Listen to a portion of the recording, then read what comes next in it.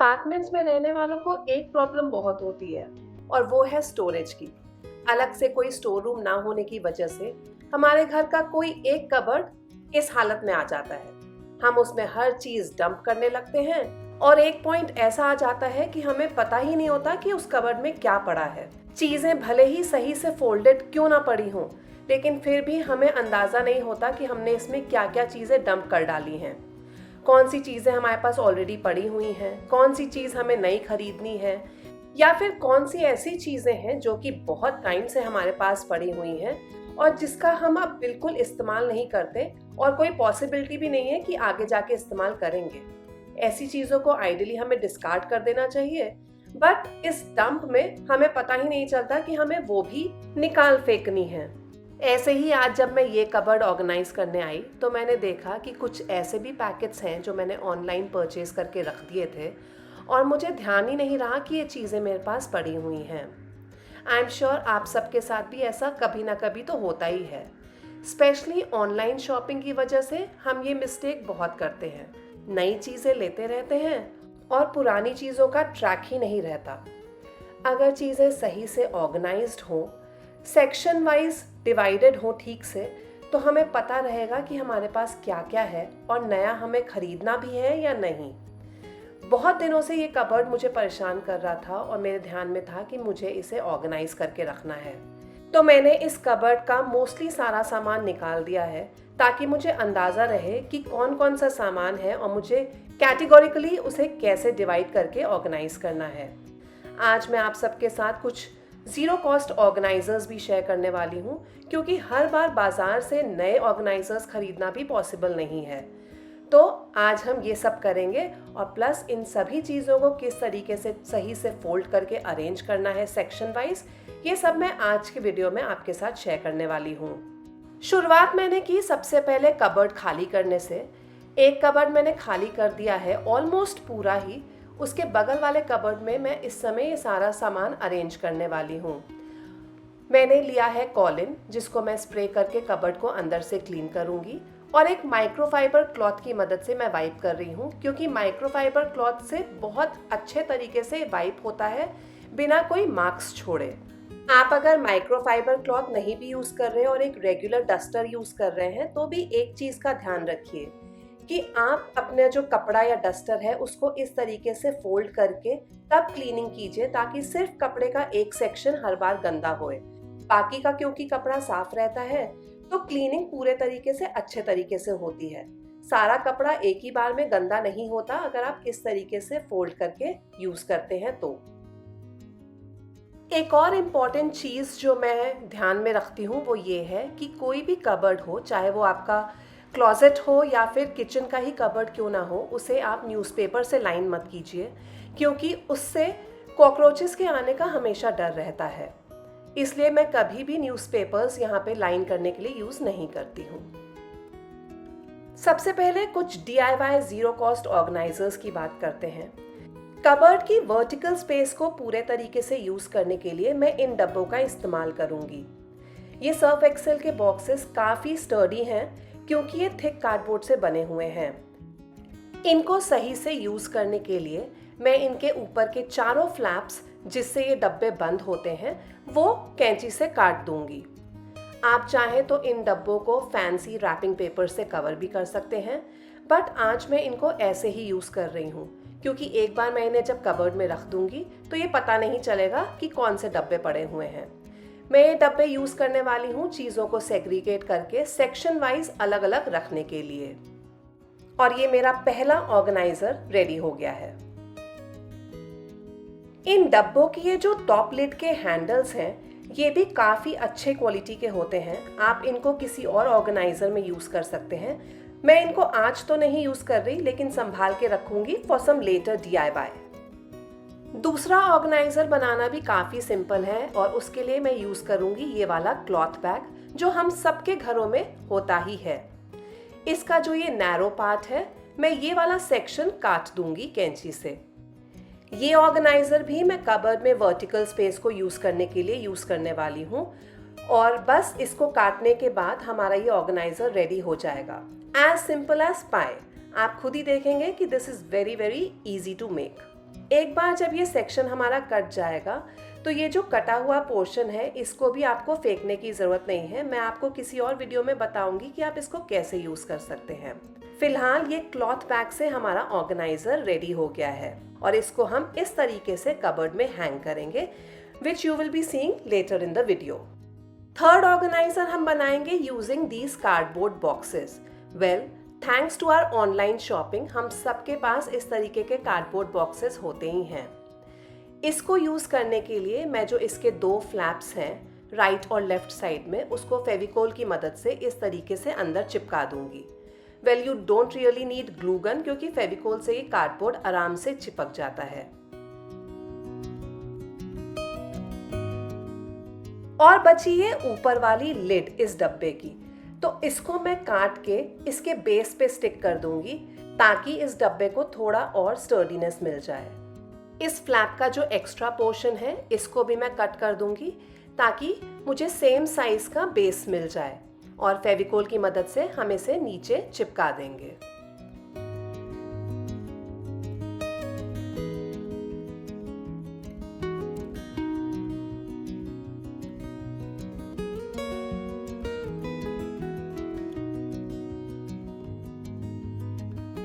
With this हमारा third organiser भी ready हो गया है। चौथे ऑर्गेनाइजर के लिए भी मैं इस तरीके का एक बैग ही लूंगी। ये प्लास्टिक का बैग है और इसका बेस काफी बड़ा सा है। इस बैग का भी मैं नैरो साइड कट कर दूंगी। पूरा एक साइड कट कर देने के बाद ये कुछ इस तरीके से दिख रहा है, लेकिन इसको थोड़ा सा और स्टर्डी बनाने के लिए इसके बेस पे मैं एक कार्डबोर्ड अरेंज करूंगी। किसी भी डब्बे का थिक कार्डबोर्ड आप इसके बेस के साइज के हिसाब से कट कर लीजिए और यहाँ पे रख दीजिए ताकि ये थोड़ा और स्टर्डी रहे जब हम इसमें सामान रखें। हर चीज को अगर सही तरीके से फोल्ड करके कबर्ड में अरेंज किया जाए तो आधा ऑर्गेनाइजेशन ऐसे ही हो जाता है। बाथ टॉवल्स को फोल्ड करने के लिए इसे खोल के पूरे तरीके से स्प्रेड कर लीजिए। फिर उसका एक एंड लेके इस तरीके से एक ट्रायंगल में फोल्ड कर लीजिए। दूसरे एंड से इस तरीके से हाफ फोल्ड कर लीजिए। इसको अब अपसाइड डाउन कर दीजिए, एकदम उल्टा कर दीजिए। इस एंड से आपको इसको हाफ फोल्ड करना है कि ये स्क्वायर फॉर्म कर ले। जिस तरफ से आपने स्क्वायर फोल्ड किया है उस तरफ से रोल करना शुरू कीजिए। रोल करते हुए दूसरे एंड तक आइए और जो ये ट्रायंगल का जो टिप है उसको कहीं पे भी अंदर टक इन कर दीजिए इस तरीके से, और ये अच्छे तरीके से फोल्ड हो गया है। अब आप इसे जैसे भी रखिए कबर्ड में, इसकी तह खुलेगी नहीं। अगर आप नॉर्मली रोल करके रखते इन्हें तो इनकी तह आराम से खुल जाती, बट अब क्योंकि ये कंप्लीटली पैक्ड है तो आप इनको चाहे जैसे रखिए, इनकी तह नहीं खुलेगी। फेस टॉवल्स को भी मैं बाथ टॉवल्स की तरह ही रोल करके रखना पसंद करती हूँ। स्पेशली वो टॉवल्स जो कि मैं फ्रीक्वेंटली यूज़ नहीं करती या फिर वो जो मैंने एक्स्ट्रा खरीद के रखे हैं फॉर लेटर यूज़, उन सबको मैं इस तरीके से रोल करके ही रखती हूँ ताकि पड़े पड़े उनकी तह ना खुले और मुझे उन्हें बार बार ऑर्गेनाइज ना करना पड़े।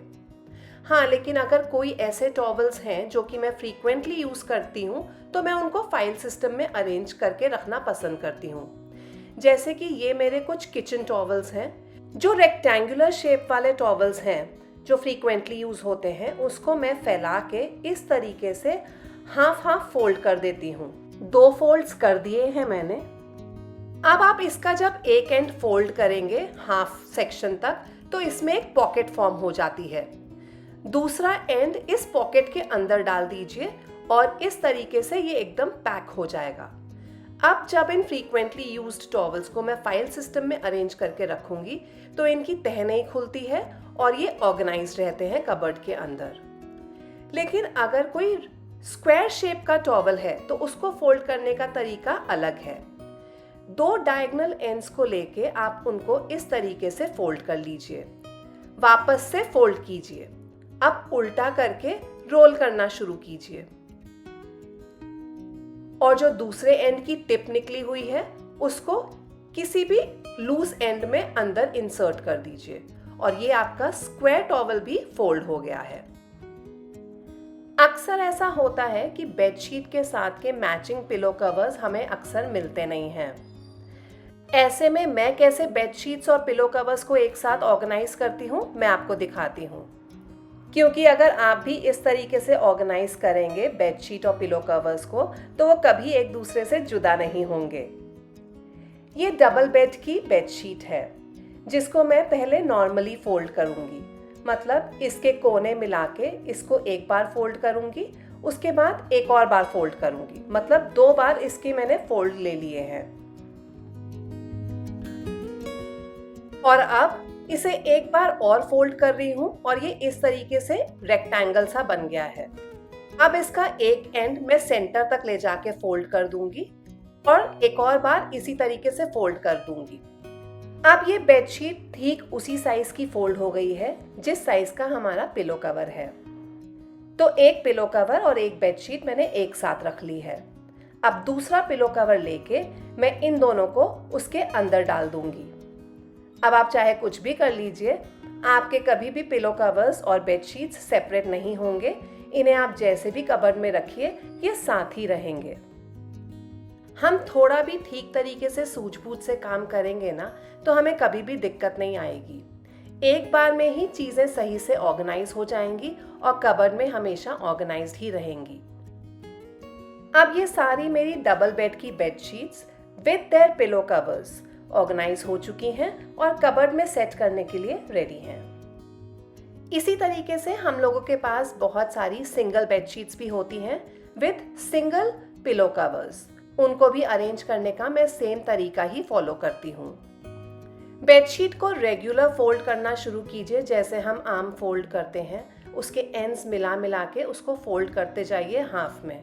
इस तरीके से आपको 2-3 बार फोल्ड करना होगा और फाइनली आपकी बेडशीट इस तरीके से एक रेक्टेंगुलर फॉर्म ले लेगी। उसके बाद इसको आप अगेन हाफ में फोल्ड करते जाइए और पिलो कवर के साइज का बना दीजिए। और अब ये सिंगल बेडशीट को मैं पिलो कवर के अंदर डाल के अरेंज कर लूंगी।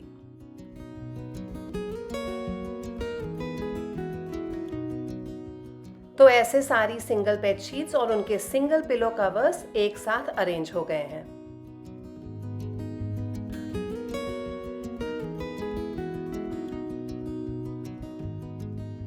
कुछ और भी बेडशीट्स हम लोग के घर पे होती हैं, चाहे सिंगल बेड की चाहे डबल बेड की, जो कि बिना पिलो कवर्स के आती हैं। ऐसी बेडशीट्स को मैं रेगुलर फोल्ड करती हूँ, लेकिन उनको उल्टा तह करके स्टोर करना प्रेफर करती हूँ। ऐसा इसलिए क्योंकि हर बार बड़ी बड़ी बेडशीट्स को धोना और सुखा के रखना पॉसिबल नहीं होता, थोड़ा टीडियस हो जाता है। उल्टा फोल्ड करके रखने से इनके गंदे होने के कम चांसेस रहते हैं। जो एकदम ब्रांड न्यू बेडशीट्स हैं, जो कि मैंने खरीद के रखी हैं लेकिन अभी यूज़ नहीं करी हैं, तो इनको मैं इनके पॉलिथीन कवर्स में ही स्टोर करना प्रेफर करती हूँ ताकि ये प्रोटेक्टेड रहें। ये कवर्स मैं तब तक नहीं हटाती जब तक मैं इनको यूज़ करना शुरू ना करूँ। कबर्ड में मैं इनको इनके कवर्स के साथ ही स्टोर करूँगी।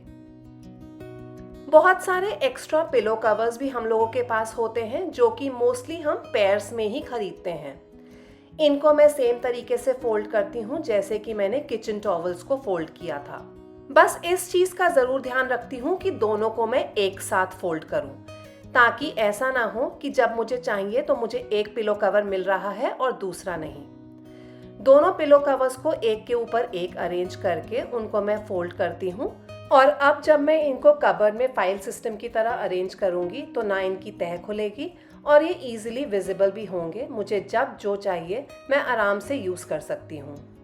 And there you go, all the pillow covers are also neatly and perfectly organised. और अब बात करूंगी कुशन कवर्स की। कुछ रेगुलर और कुछ फैंसी वाले, जो हम सबके घर पे होते ही हैं। अक्सर these cushion covers come in pairs of 2, 3, 4 या 6।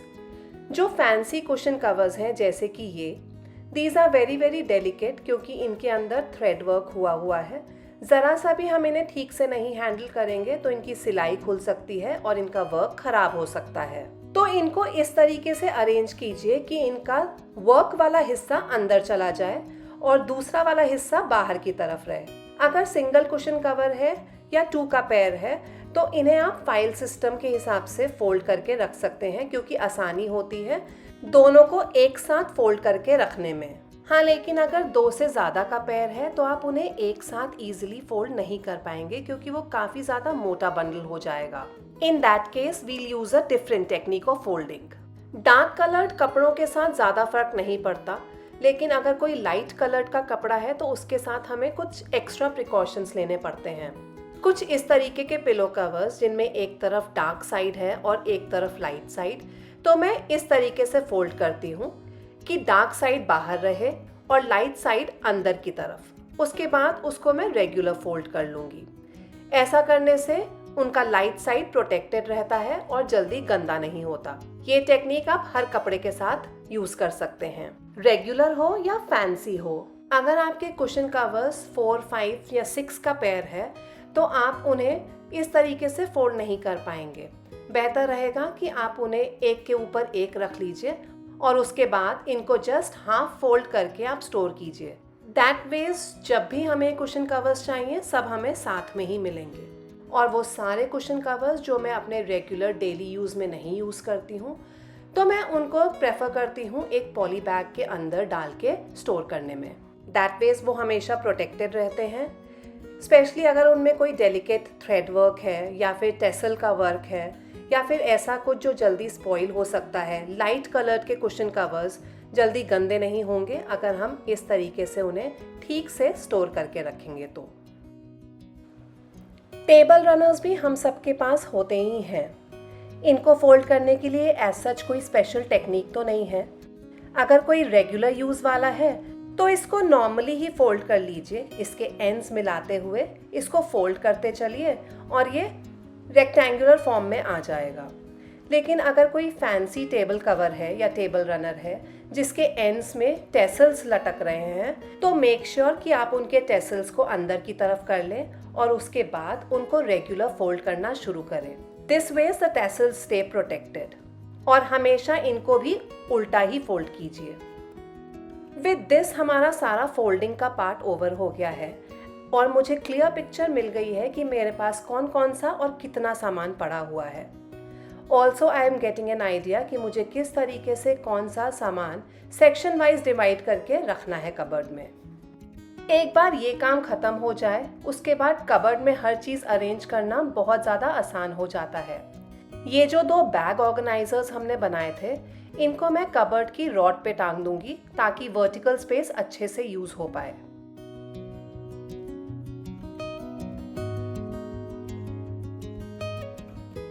ये जो लंबा वाला क्लॉथ बैग है, इसमें जाएंगे हमारे सारे रोल्ड बाथ टॉवल्स।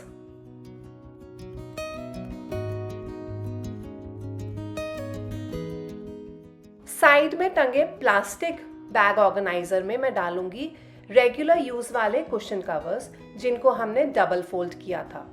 ये वो हैं जो कि सेट ऑफ 4, 5 या 6 में मेरे पास अवेलेबल थे। सर्फ एक्सेल के जो बॉक्स ऑर्गेनाइजर्स हमने यूज करने का सोचा था, उनको मैं इस तरीके से कबर्ड में रख रही हूँ ताकि वर्टिकल स्पेस फुली यूज हो पाए।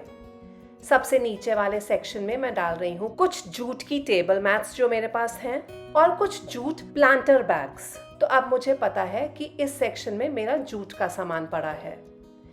बीच वाले डब्बे में मैं डालूंगी अपने टेबल रनर्स और कुछ कुशन कवर्स जो कि रेगुलरली मुझे यूज नहीं करने हैं।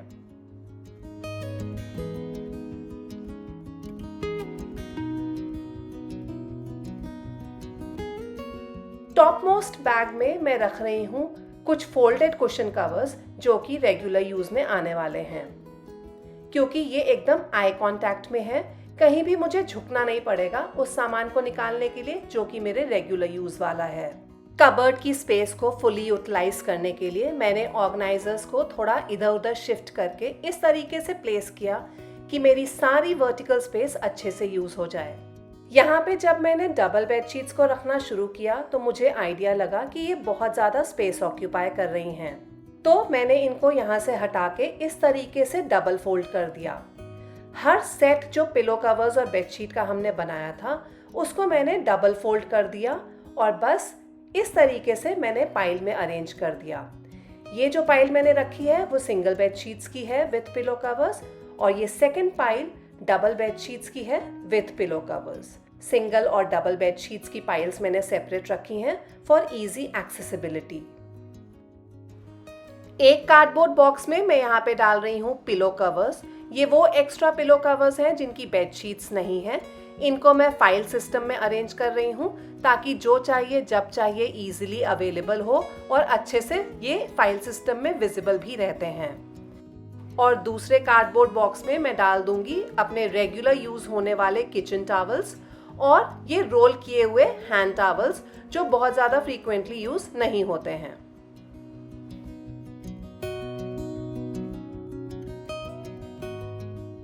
सर्फ एक्सेल के बॉक्सेस के ऊपर ही मैं रख दूंगी ये पिलो कवर्स वाला बॉक्स जो कि फ्रीक्वेंटली यूज होना है। सबसे नीचे वाले सेक्शन में मैं डाल रही हूँ न्यू बेड शीट्स जो कि अभी तक खुली भी नहीं है। ये सबसे नीचे इसलिए रख रही हूँ ताकि बार बार झुक के मुझे सामान निकालना ना पड़े। और उसके ऊपर वाली शेल्फ में वो बेड शीट्स जो मैं तब यूज करती हूँ जब मेहमान आते हैं। ये कभी कभी बीच बीच में निकलती रहती हैं। इसी के बगल में जाएगा ये बॉक्स जिसमें हैंड टॉवल्स और किचन टॉवल्स हैं। नीचे वाले सेक्शन में क्योंकि अभी भी प्लेस बची हुई है तो मैं वो एक्स्ट्रा बैग्स रख रही हूँ जो कि अनयूज्ड हैं या जो मैंने गिफ्टिंग पर्पस के हिसाब से लेके रखे हुए हैं। ये भी बहुत फ्रीक्वेंटली नहीं निकलने हैं, इसलिए ये सबसे नीचे जा रहे हैं। And now is the final reveal, the before and after arrangement of this linen closet.